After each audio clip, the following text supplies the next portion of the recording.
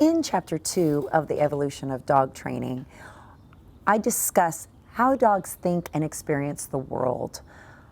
We know so much more about what dogs feel and think than we used to. We used to think dogs were dogs, they didn't have emotions, they couldn't feel things.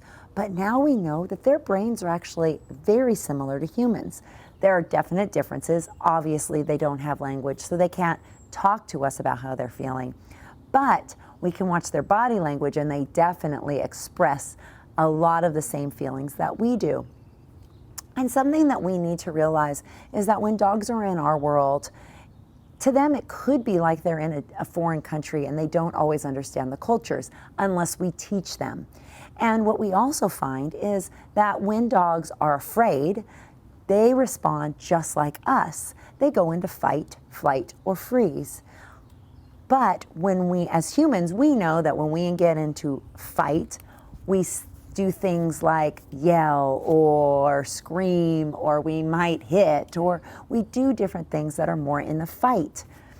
When a dog goes into fight, they're barking, growling, lunging, but it's all the same thing. They're feeling fear and they're just trying to stand up and be bigger.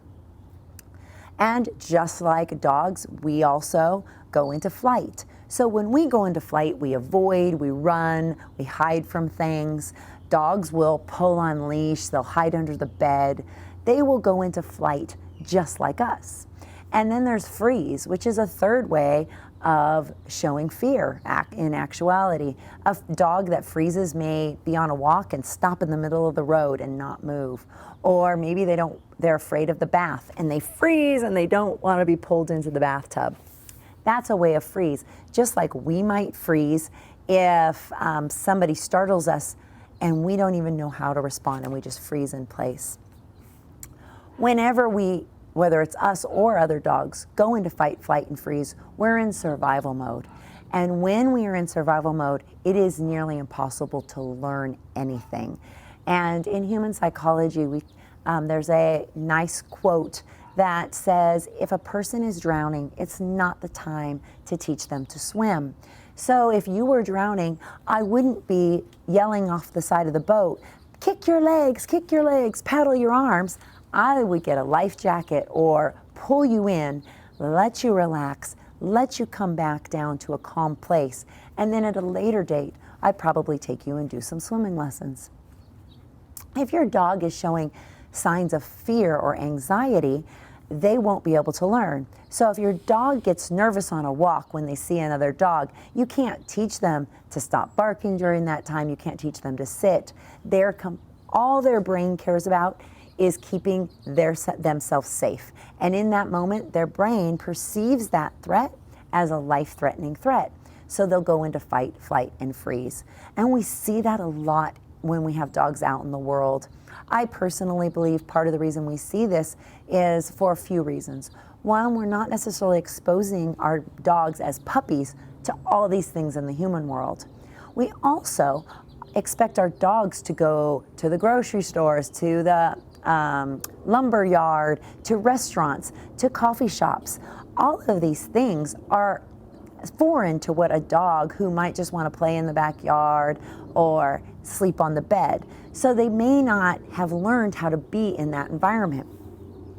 So if you think, if I had picked you up and just dropped you into a country where you didn't understand the culture, you didn't understand the language, and you didn't know anything about this country, you would be at a loss. And you'd probably have a lot of stress and anxiety. Unless, of course, you're just one of those people who really likes adventures. And there are dogs like that too, who are fearless. They don't have fears. But that's not, in my experience, that's not the majority of dogs. So we need to have empathy and compassion for them so that we can understand how they're perceiving our world. Because to be honest, our world can be really stressful. I just recently learned that millennials are some of the most stressed, one of the most stressed generations that we've ever had. So if you compare that to what our dogs are going through, if our millennials are stressed, who understand all these things about our world, imagine what it's like for our dogs. Our world is very fast-paced now. Technology has really just taken over, but our dogs don't understand all of that. and we need to have empathy and compassion for them and allow them to experience our world in a way that they feel comfortable. If we keep pushing them, if our dogs hate going to the coffee shop, but we make them go every day because we want to take them there, that's being selfish. And we really need to think about what's best for them and really what they want to do. Would you want a friend to force you to go to a coffee shop every day if you didn't like it? There may be ways that you can teach them to eventually like it, but you definitely have to take into consideration what's in the best interest of your dog and what's going to help them have the most fulfilled life. So I hope this chapter kind of just gives you an understanding of what your dog's perceiving in the world and helps you have a little more understanding of why they may react in certain situations. So I hope that this chapter helps you out, and we'll see you in chapter 3.